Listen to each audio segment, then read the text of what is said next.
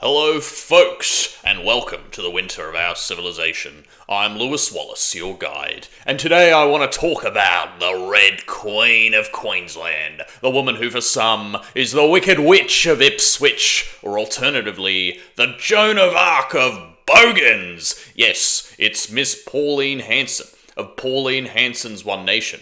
Perhaps this hemisphere's best known peddler of fish and chips, and the proprietor of a political party. And now they're saying that her party is set to win elections, to decimate the Liberal Party. She might even become the Prime Minister. It's the promised, no, the fated populist takeover, folks. But before we get too excited about this sea change in Australian right-wing politics, I think we should stop and take stock of what this embattled red-headed granny has actually done in the last 30 years. Yes, this year is the 30-year anniversary of her famous maiden speech. 30 years this woman has been in public life, 30 years. And what did she do? Well, I'm being told that she went to Parliament in a full burqa. Oh, and that she did that twice. Look folks, I'm making this video because I don't trust One Nation. I don't trust Pauline Hanson, I don't trust her people, I don't trust her backers. Hanson made an absolute mess of it the first time around, and frankly, if people knew that history, they wouldn't be so inclined to trust her again. And don't get me wrong folks, I'm absolutely not some kind of covert apologist for the traitors and the charlatans in the major parties. I'm not telling you that change is going to come from there either, or that you need a law or economics degree to become an MP. I mean, the people who are so-called educated, they sold out our country. They ruined our country. The major parties ruined it. Your country's been sold. As Slim Dusty once sang, I don't mind that Hanson is a yokel from Ipswich per se. I wouldn't mind that if she actually stood up for us, for our country. But she doesn't. In fact, she's worse, because she's the traitor who pretends that she speaks for us, when really she speaks for hidden interests.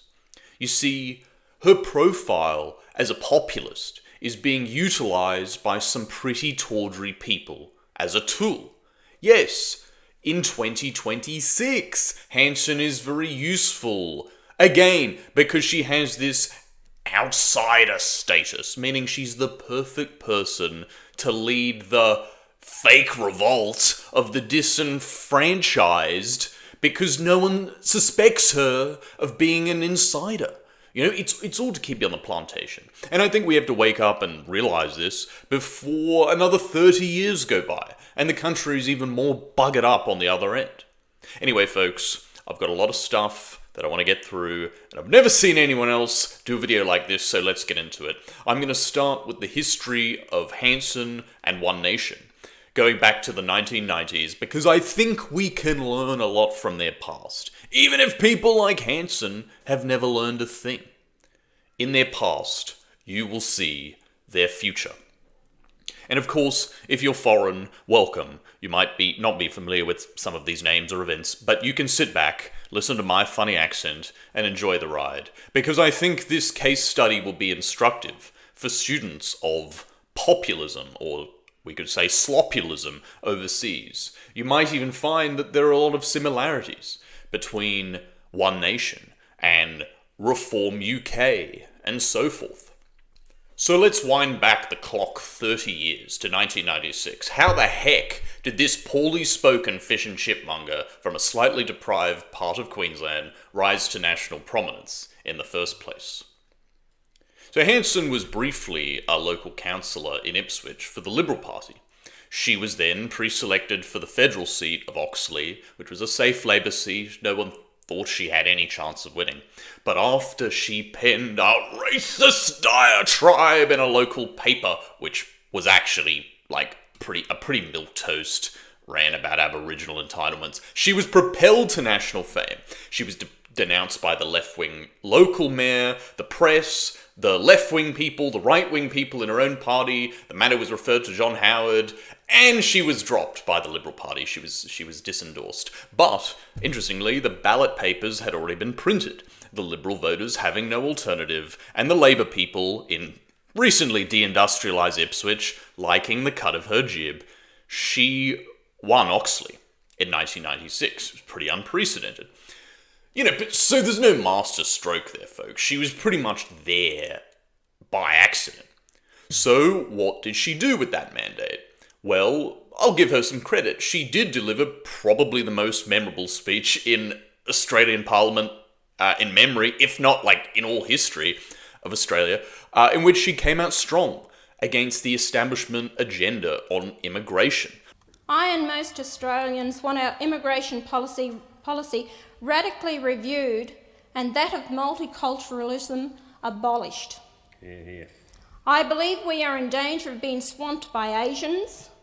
But she didn't write that speech, folks.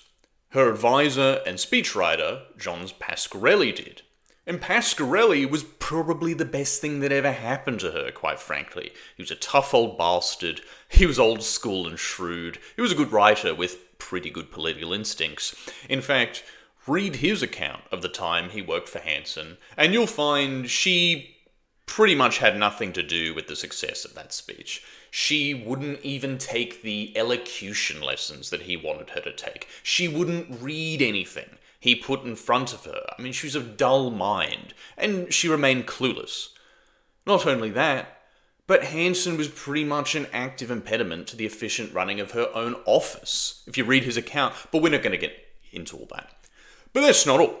Alright, left to her own devices, and this is so telling, Pasquarelli tells us, that Hanson wasn't even, ideologically sound or consistent, right? She started to recant the positions on migration for which she was best known. I mean, that's assuming she ever took positions.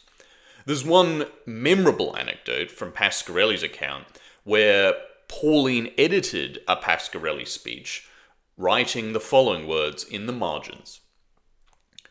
I wouldn't mind if there were more Asians in Australia than Anglo-European Australians, as long as they, being the Asians, spoke English. Wow. I'll leave Pasquarelli to comment on this, and I quote, in one simple sentence, Pauline Hanson was poised to commit political harakiri. In one sentence, she had just become a fervent preacher for the Asianization of Australia. In one sentence, she had jettisoned overboard her policies on multiculturalism and immigration. In one fell sentence, she had totally and utterly repudiated her swum by Asians statement, converting Asianization into a desirable goal. Wow. So, Pasquarelli saved her from that. But, okay, how do you think that Hanson thanked Pasquarelli for his devoted and loyal service? He was the man that wrote the maiden speech that echoes through time. How do you think she thanked him? Oh, that's right, she canned him, completely acrimoniously. She called parliamentary security on him one day, without explanation, to toss him out on his arse. That's the sort of person that Hanson is, I think. She's not a loyal person. And now, enter stage left, David Ernest Oldfield. So, older Aussies will know who this is. This bespectacled chap here, David Oldfield, showed up on the scene as her next senior advisor when she went to launch the One Nation political party in 1997. You see, there was no One Nation before that. One Nation was his idea, folks, not hers. And it all started without Pasquarelli, once Pasquarelli had been canned at Oldfield's urging. Now, this is where it gets interesting, folks. You might even dare to say that a conspiracy was afoot. So let's recap. Let's just go back. As the story goes, she met this chap, David Oldfield, for the first time, apparently completely serendipitously, the very night of the maiden's speech, went out at a Canberra restaurant. Apparently what had happened is that a man tried to confront her and call her a racist or something at the restaurant, and Oldfield, the White Knight, stepped in and saved her and really rather impressed her, apparently. And importantly, Pasquarelli was not present at this. After this meeting, Hanson, Oldfield, and another David Ettridge, formerly of World Vision, started plotting One Nation in secret before it was launched in April 1997. And the following comes from an early One Nation insider called Scott Balson. Balson was the first webmaster, actually, and he was actually a real fanboy and true believer initially. He tells us that at that initial meeting in Canberra, Oldfield, sort of wooed Hanson. He sort of flattered her. She really liked the flattery, apparently, and told her that, they would make a good team. And, well, the rest is history, I suppose. I quote, "Once the stage-managed piece of theatre, being the White Knighting, had sucked Hanson in, Oldfield exchanged pleasantries and then immediately talked business. He said, 'You're being badly advised. You must get rid of Pasquarelli.' Tragically, both Hanson and another one of her office staff fell for the pitch. So Pasquarelli's out and Oldfield is in. Soon, the two Davids, who were real sharp operators, much sharper than Hanson, no doubt, essentially staged a hostile takeover of something called the Pauline Hanson support movement, which was a populist grassroots movement support network that had been set up by earnest backers. It's worth mentioning here that there was so much grassroots momentum for the Hanson support movement. They were holding rallies of hundreds of people in the sort of Queensland heartland, places like the Gold Coast. And so these two Davids, being opportunists, had to take control of the thing before they, and then siphon everybody into One Nation. So they sidelined the chairman, Mr. Bruce Whiteside, and took his membership list. They then funneled everyone into One Nation. But this One Nation thing was set up to give the two Davids maximum control. One Nation had only 3 members.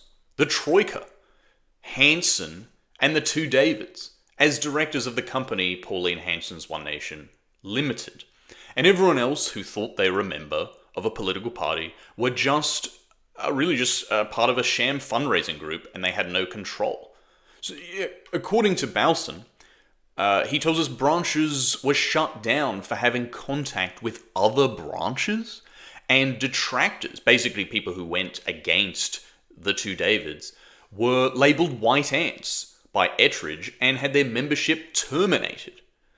What's going on here? Some populist uprising this is. Some bottom-up movement, serving the needs of the people. So, okay, why did the two Davids do this? Was it money? Did they do it for the fun of it? Okay, yes, money is a motive. David Ettridge's company allegedly had a management contract arrangement with One Nation, so he probably got a nice money bag. Yes. But what's interesting, what's really very interesting, is the fact that David Oldfield was working for the Liberal Party. What? In the office of Tony Abbott, no less. Liberal loyalist Tony Abbott, before he set off with Hanson. Oh boy, here's the conspiracy theory, folks. No, look, seriously. It's not just a case of, he saw a better option in Hanson, he gave his notice to Tony Abbott, and then he started working for Hanson. That might have been one thing, but no, that's not what happened. He was still on Abbott's payroll while he was setting up One Nation with Ettridge and Hanson for months. Even after One Nation was set up, he was still in the employ of Tony Abbott. He was going on TV standing by Hanson's side while still working for Tony Abbott. Balson tells us, a month after One Nation was launched, more than 6 months after Hanson's maiden speech, he remained on the paid staff of senior Liberal MP Tony Abbott. I have said that I believe the name was decided on in Tony Abbott's office. The name being One Nation, of course. I'm glad someone said it, folks, because I've been a student of this style of politics, right, for more than a decade, and I've always suspected something was off here. And you say, well, it can't be true, right? It couldn't be true. You know, Abbott got up in Parliament and he accused Oldfield of all sorts of treachery and disloyalty. But look, that's just part of the theatre of it all, folks. Politicians lie, politicians deceive. What's really hard to believe is that someone could work as a political staffer, you know, busy job, a 60, 70, 80-hour-a-week kind of job, a job with lots of late nights, lots of early mornings, and just not be missed. You know, Oldfield was supposedly just off on his own projects, and his boss didn't mind. Yeah, right. So why would the Liberals essentially take control of the Pauline Hanson movement, right? Why would they take control of her backers through the One Nation vessel? What's the motivation? Well, it's kind of obvious. Pauline Hanson at that time was seriously popular. Any party, any movement that was associated with her was going to be very popular too. And the Liberal Party knew that. So better to get ahead of it, right? If you can't compete, control. Bowson speculates, and not without reason, that Oldfield's original role as Miss Hanson's advisor was primarily to harness the preferences of her supporters for the coalition for the next federal election, being the 1998 election. It's controlled opposition, plain and simple, folks. And it wasn't even a particularly sophisticated example of a controlled opposition party. And arguably, because One Nation was essentially set up as a paper entity designed to maximize the control of bad actors, it wasn't set up to last. And boy, did this thing fall quickly. It's actually remarkable how quickly this fell once the fall was in motion. So in 1998, at the Queensland state elections, One Nation, the brand new one-year-old minor party built on Hanson's popularity alone, attracted almost 23% of primary votes. I mean, this is testament to how popular they were. They got 11 seats out of 89 in a state with no upper house. This is a huge feat. They could have genuinely overcome the coalition and become the right-wing force in Australian politics had it been a fair fight. But within a year, the fledgling party would fall apart. And it essentially fell apart for two reasons, and they kind of feed off each other. Internal strife and external attacks. So on, basically, the sham constitution of One Nation caught up with the Troika.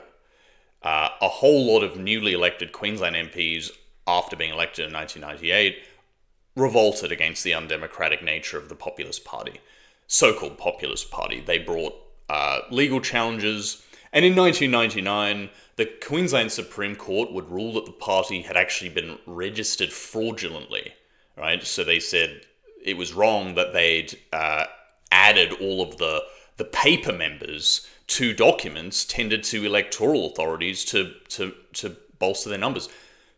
In reality, there were only 3 real members, right? So this was fraudulent. And the newly elected One Nation representatives fell away and formed a new entity, the City-Country Alliance, which didn't last long.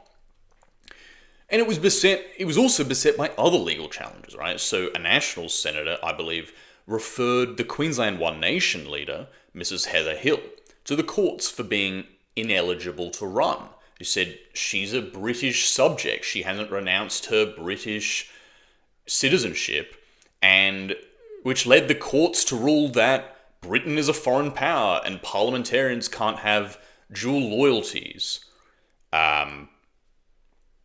Whatever you think of it, it's kind of a stupid law, because how is like a British person how do they really have a dual loyalty? It doesn't matter. This is all part of the cleanup job, folks. This is all part of the cleanup job by the coalition. And interestingly, our dear old friend Tony Abbott, the rising star in the Liberal Party at the time, even headed up a slush fund, essentially to take down One Nation with legal challenges. It's kick 'em while they're down, right? Funny enough, Hanson actually went to jail for a few weeks over the fraudulent registration of her political party. This woman went to jail in 2003 before charges were quashed. So obviously, in the end, the coalition was the only entity that came out victorious because they were able to hoover up all of the energy and all of the momentum that One Nation had essentially put out there in the political arena, right? Unleashed out there.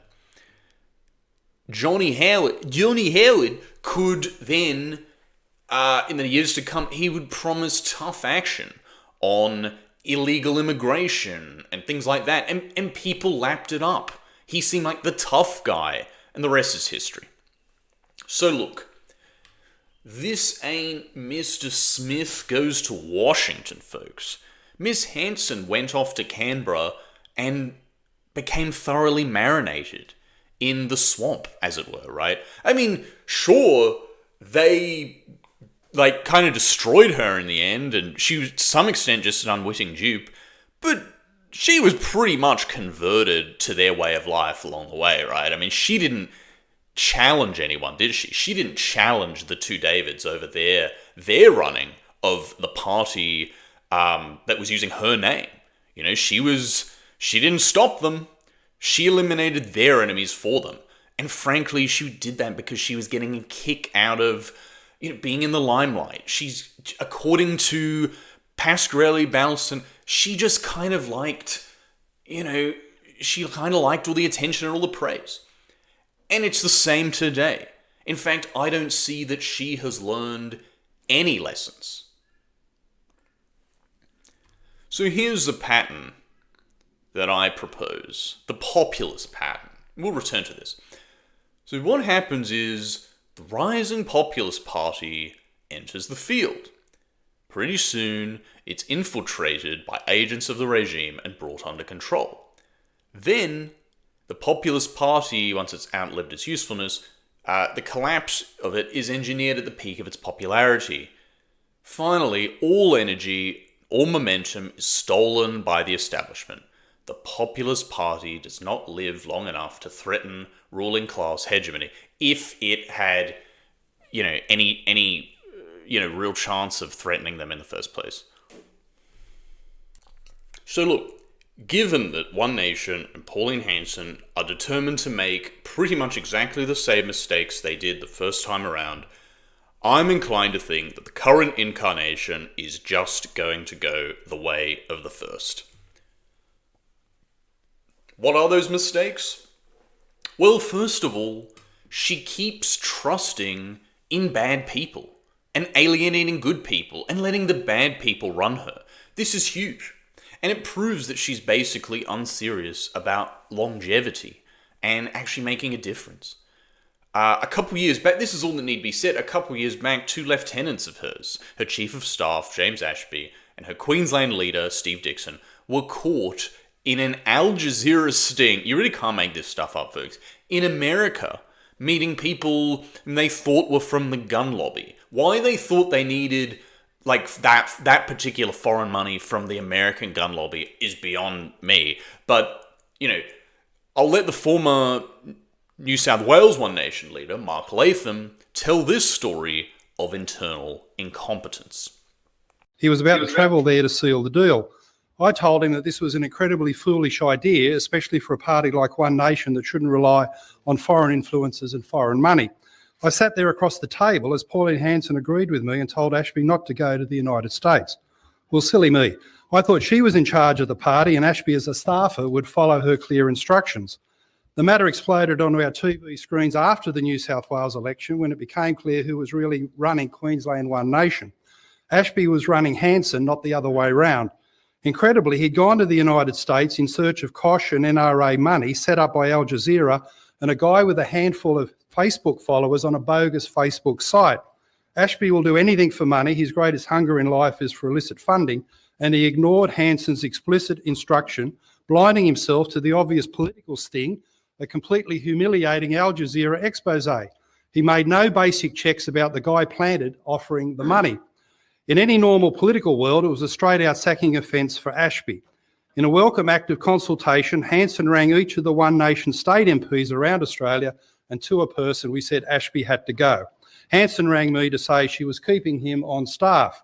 When I said how ridiculous this was, she said, and I quote, "I can't function without him, Mark."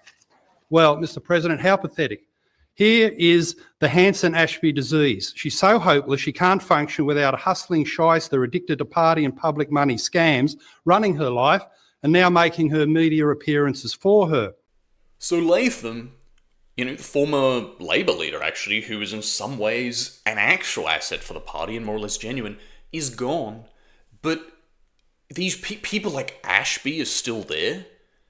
Hanson, it should be obvious, but I'll reiterate it anyway, is just being managed by bad people. She's not there to turn the ship around. She's not there to actually lead for the people. And part of the problem here is that the populism they champion is kind of chaotic, right? There are no real standards. They've essentially set this up as just a cult around the leader, Hanson. It's a party run in her name. And once you capture her, which bad people have captured her, the whole thing's basically gone, right? So bad actors have easily infiltrated this thing, and they're able to project whatever they want onto this blank canvas, and no one really challenges them, do they? And because Hanson has all the wrong mates, just like every one of these populist leaders, she's been fighting on all the wrong fronts. We already know that she's never been sound ideologically. She's never really had, good instincts. She's only got worse with age, right? She's allegedly the populist leader fighting for forgotten Australia. But I don't even think she knows this, right? She keeps putting other constituencies over her natural constituency. She keeps confusing other constituencies for her own. She is so pro that little country in the Middle East, which, from where I'm standing, has nothing to do with Australia's interests. But she's just another Polly who will do anything to prove how pro that little country she really is, right? She was for the swastika ban before the government put it on the table. And you wonder why. Look, I'm not endorsing anybody, that flag. It's stupid. Why would anyone fly that flag, right? The only people who fly that flag are government agents or dumbasses, How many neighbours of yours are flying that flag, huh? Society burns, the world burns, and people want an actual change. They want meaningful change. And this woman's trying to institute a ban on a flag that nobody's ever seen, right? And it's funny, because Hanson will complain about virtue signalling lefties. And, don't you think what you're doing is virtue signalling, Hanson? The other thing about this is that her own people actually got burned by the radical Zionists in the 1990s. Yes, in 1998, the Australia-Israel Review, Zionist magazine, illegally obtained a list of One Nation members and printed them, along with the suburbs these people lived in. I mean, it's reprehensible. It's like doxing before doxing. And Hanson would do well to remember that this happened. Which leads us to the other problem, folks. Because of the previously mentioned, because you've got bad leadership, the thing just rots from the top, doesn't it? One Nation has in some way or another just become another vessel for establishment interests. It has no meaningful populist core, at least from where I'm standing. It's not even really correct to call them populist, right? I don't see how. They're the populist point man for the regime. That's all they are. The rot is so deep now. The rot is so deep in this current incarnation that there doesn't even need to be some plot from, the Liberal Party office to destroy them, to bring them into line. But, just like in the 90s, they are still very useful to the regime, useful to the uni party, right? How do I know this? Well, follow the money! You gotta follow the money, follow the vested interests, which have coalesced around One Nation. That's all that matters, folks. And believe me, these people who've coalesced around One Nation recently, they're not populist. That's why I'm not even going to bother doing some kind of policy breakdown, because policy is just window dressing. You can't get duped by that stuff, folks. You can't go around in circles your whole life, criticizing policies that may or may not get put into practice, that may or may not even be, argued for in good faith. You have to look at this stuff soberly and start to see through the ruse. That's the only way to view politics, at least in my opinion. So, needless to say, we're not witnessing the spontaneous birth of a new populist movement. This isn't happening because people have had enough. It's like, that's not why it's happening. That's not why she's rising. The only thing that we're really witnessing here is establishment figures, establishment people, establishment money is moving over to One Nation as the memo goes out that One Nation is now a safe vessel for establishment interests, right? They're rearranging the deck chairs on the Titanic again, folks. And look, you've got Sky News Australia, owned by Rupert Murdoch. Yeah, that friend of the little guy, running endless puff pieces on Hanson, giving her endless airtime. And look at all the people who've migrated over to One Nation recently from the Uniparty. Right? You've got Barnaby Joyce, the former Nationals leader. Corey Bernardi, former Liberal MP, now South Australia's One Nation leader. Even James Ashby was a former Liberal Party staffer. Right? These are all people who've put their time in the Uniparty. These are all the people who've been shafting you for years. Okay? And then the money. It's been reported that Gina Reinhardt has bought Hanson a new plane. Wow. What a nice, generous donation that was. Reinhardt, the mining heiress, has been one of the biggest donors to the Liberal Party in the past, and she's always put her political views on display for all to see. She's not quiet about this stuff, right? She bankrolls these stupid bush summits every year. It's like the Australian version of carpet bagging, where she goes out into the bush and she bashes high taxes and wokeness and spews sort of half-baked libertarian economics, and, as if she's doing it for the common man. Yeah, right. You see where her loyalties lie. She has one loyalty. It's to her own money bags, folks. She doesn't care about you. She doesn't care about this country. She doesn't care about changing the consensus on mass foreign migration, right? But, interestingly, she's getting back into the media game now, it's been reported. So maybe she is really invested in this little One Nation project. And boy, if they, are part of a government, it's like they'll be in her pocket, won't they? Oh, and Hanson is cozy with Clive Palmer, also out of mining. I need not say any more. The other thing, this wasn't really a problem which was present in the 1990s, but it's the capacity for politics to become just a never-ending merry-go-round of slop.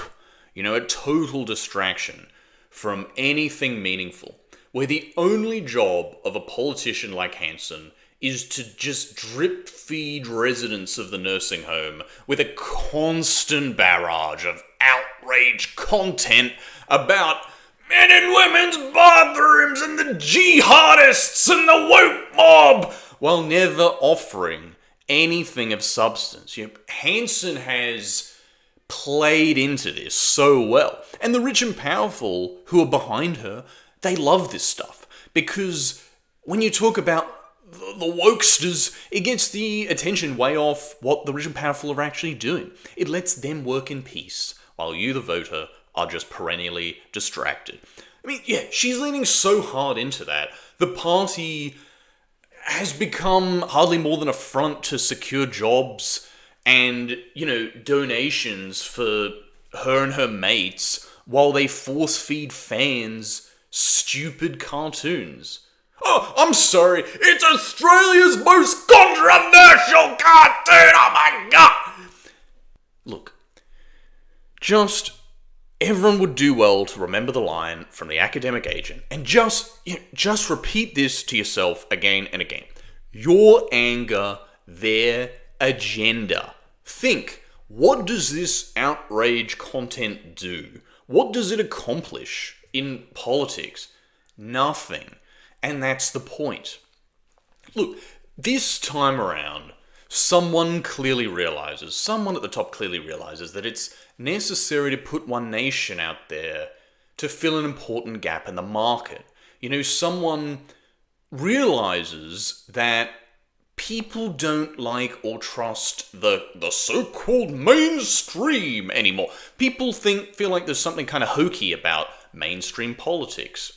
Mainstream parties, mainstream people, mainstream media. So there's a lot of power, therefore, in the alternative products, alternative media, alternative figures, alternative parties. It's happening everywhere right now, right? You've got ex-Tories in the UK being funneled into Nigel Farage's Reform UK, which is the same thing. It's just they're rearranging the deck chair. And if that's not alternative enough for you, there's Restore Britain of Rupert Lowe.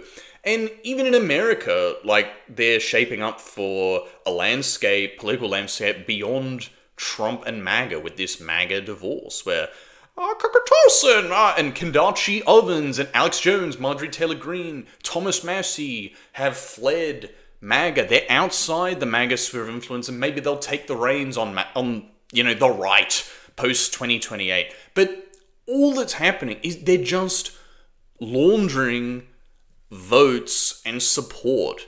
The elites are happy to funnel us into these ready-made alternative projects, but it's that you find the same people behind these voices, behind the power, wherever you go.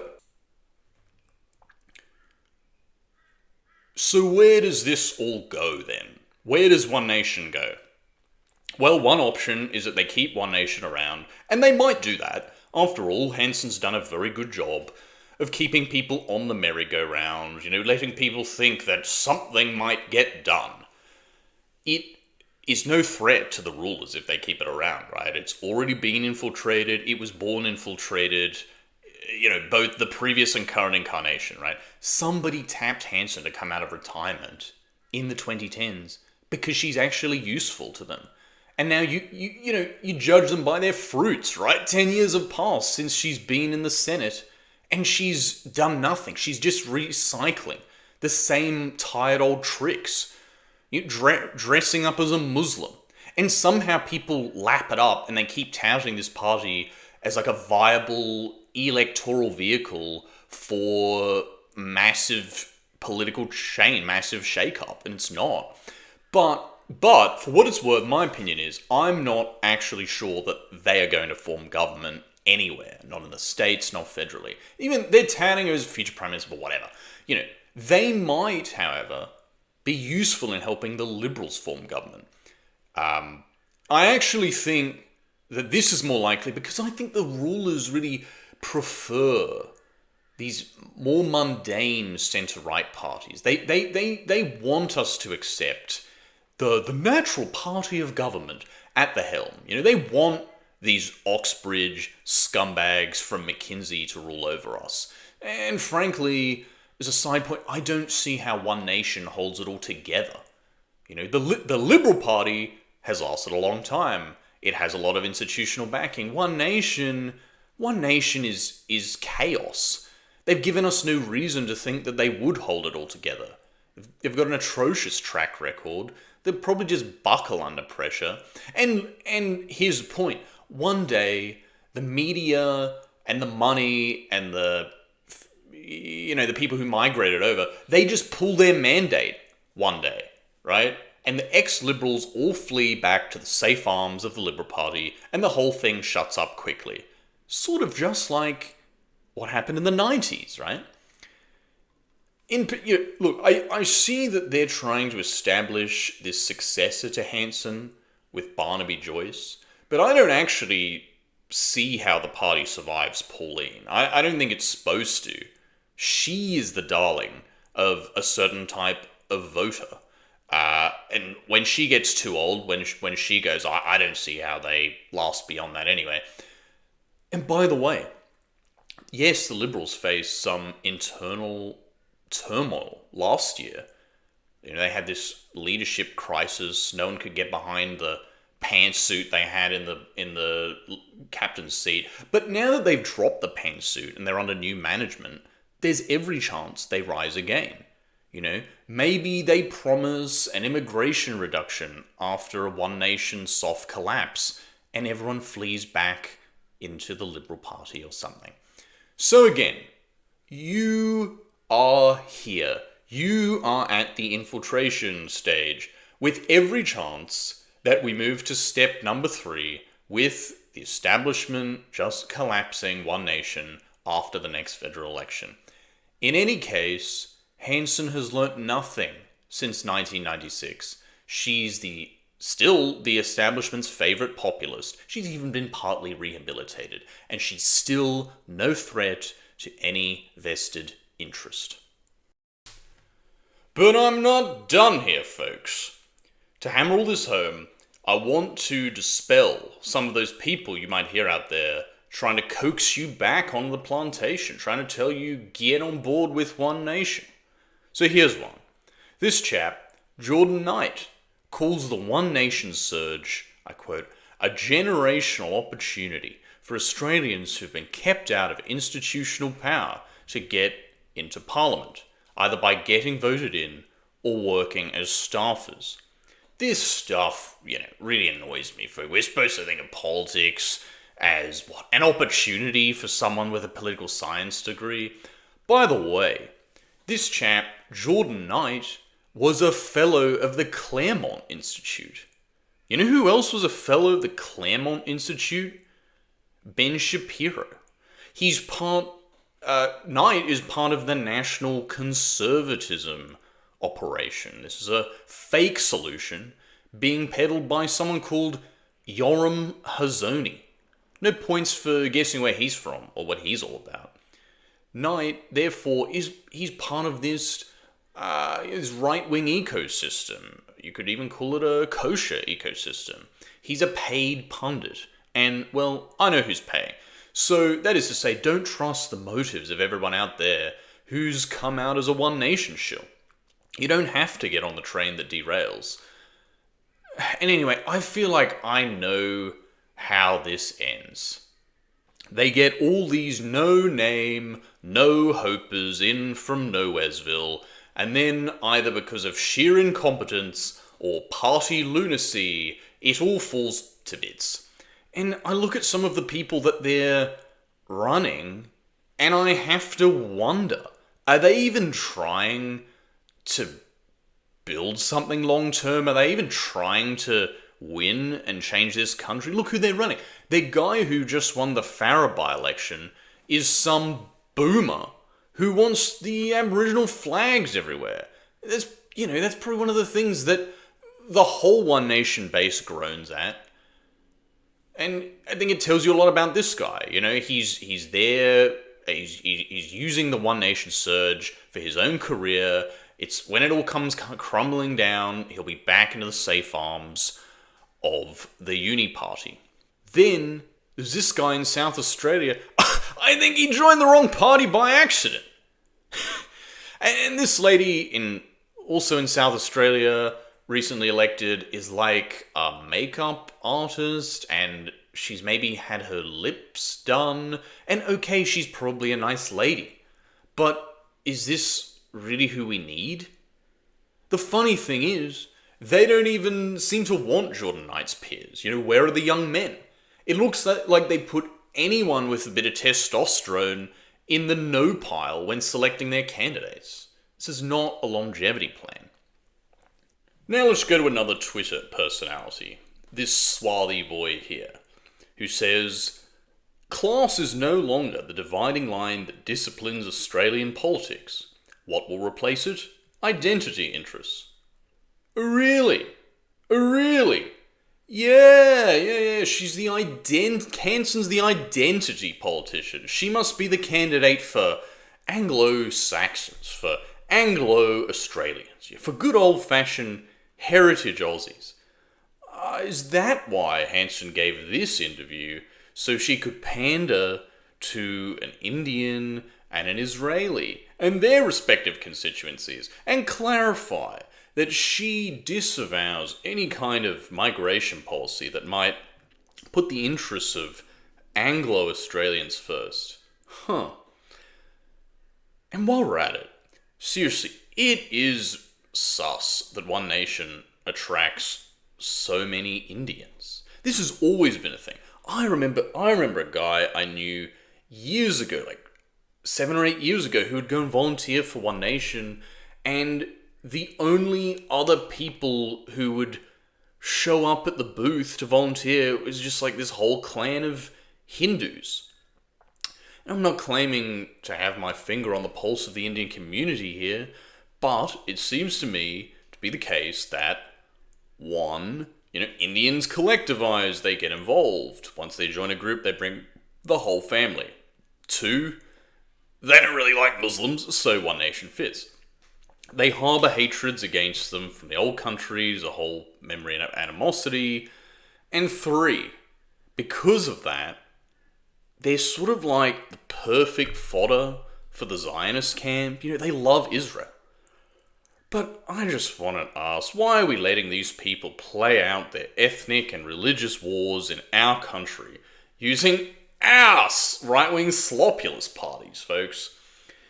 So yeah, Hanson's the identitarian politician. She's the one you vote for if, wink wink, nudge nudge, you're a supporter of Anglo interests. This is, no doubt, the de facto party for those interests. That's why Hanson never talks about those interests. She never panders to the majority. She doesn't even recognise the majority. By the way, Hanson, you want to talk about foreign interference? I think you'd better look into these people at Rebel News. This is run by a Canadian called Ezra Levant. This represents Canadian interference in the Australian media landscape. And I, for one, am not having any of it. Look, to some extent, Drew is getting at something here, right? This isn't the stupidest thing he ever said. There does appear to be something of an identitarian realignment happening in politics. The angry white men are supposed to go over here and everyone else goes over there.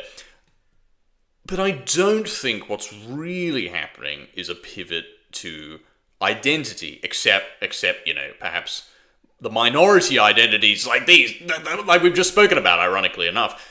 What they're doing is they're attempting to corral you in and contain you with this ersatz nationalism, this kosher nationalism. Call it what you will. Notice how the only thing she really goes hard on is Islam. She'll do this thing where roughly once a month she denounces Sharia law as the real threat to Australia. She did this stupid burqa stunt twice. She even recycled the 1996 maiden speech in 2016, saying, "We're in danger of being swamped by Muslims." Give me a break here. Look, I don't want us to become the UK, but singling out Muslims, which must be 2 or 3% of the Australian population, it's not even really the problem here. I'm reminded of something in that book, White Shift, which is kind of an awful book, by Eric Kaufman, he says that because the modern state doesn't really allow anyone to voice what he calls ethno-cultural or ethno-traditional criticisms of immigration. The only criticisms left are economic and security rationales for restriction. I'll quote what he says on one of the pages. Many of the right-wing writers, he's talking about Douglas Murray and so forth, lean on security arguments to appeal to state elites and those concerned with crime and terrorism. These are modern arguments with little obvious connection to counter-Enlightenment themes such as romanticism or the conservation of ethno-tradition, end quote. And it is the case here.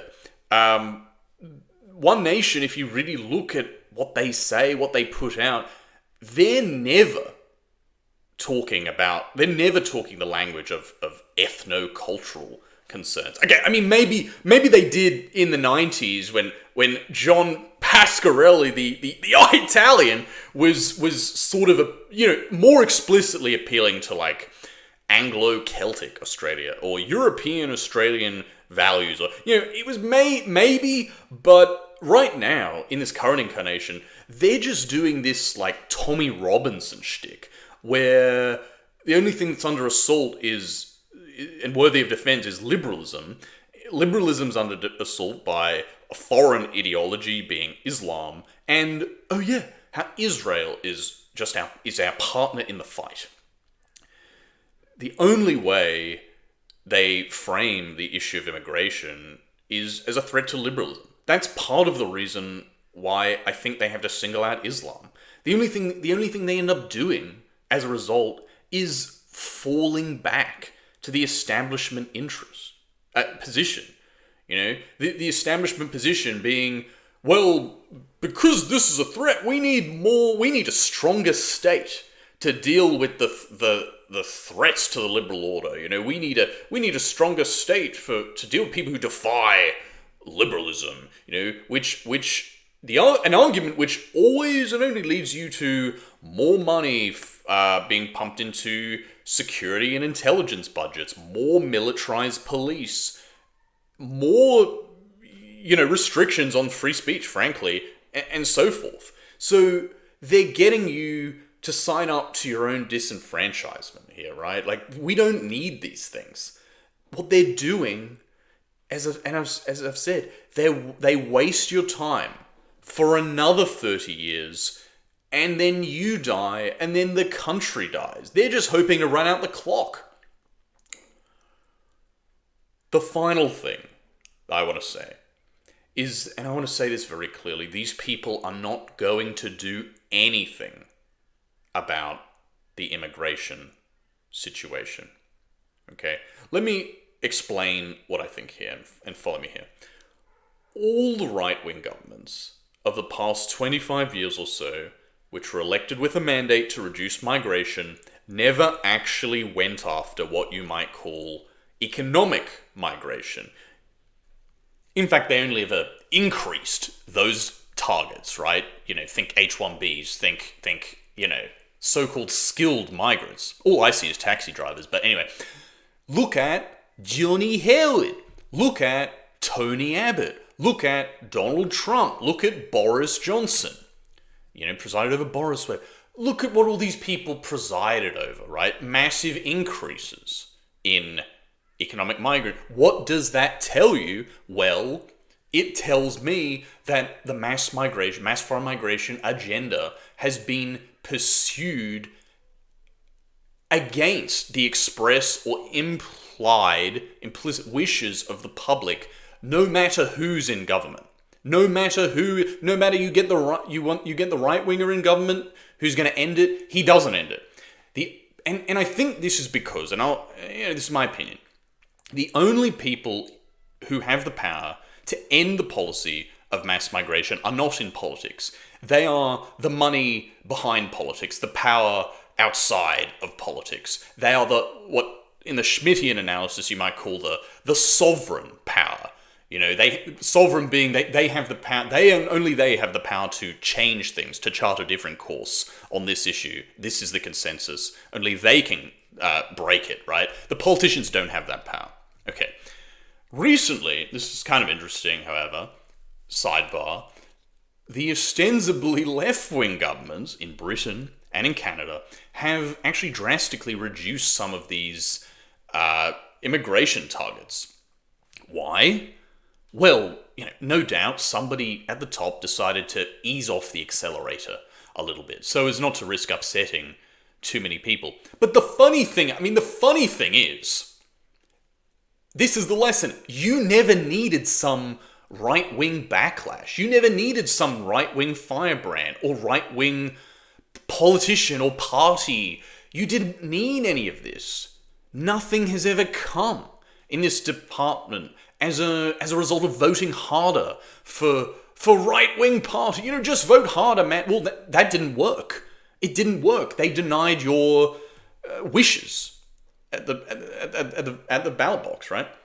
So, okay, stay with me here. What if, and call me crazy, but what if the system actually wants some of these so-called right-wing populist parties to get elected soon in the next couple of years so that people put their trust in them, so that people have permission to think, wow, something is finally being done, only to do nothing at all. And it's a weird kind of trick, because if these people are in power, people will just believe that something's getting done, even if their actual record is atrocious, right? It gives people permission to actually go away, stop engaging in politics, and stop caring while they keep shafting you, right? Look, and as I said, all of a sudden, it'll be 30 years later and nothing will have been done. Look, maybe I'm crazy here. Maybe I'm just crazy, but we already saw this with Trump. Trump, the unprecedented populist candidate, the unthinkable racist who's going to deport them all. And what's he done, right? What's he done on that mandate? And he had that mandate, and he got deportations to Obama levels, and then recently started a war on behalf of that little country in the Middle East. So call me crazy, but I think they want these right-wing people. In any case, one nation will do nothing to save us. They lull you to sleep while the world burns. Anyway, this video has gone on far too long, just like One Nation has gone on far too long. I'm done here. Thanks.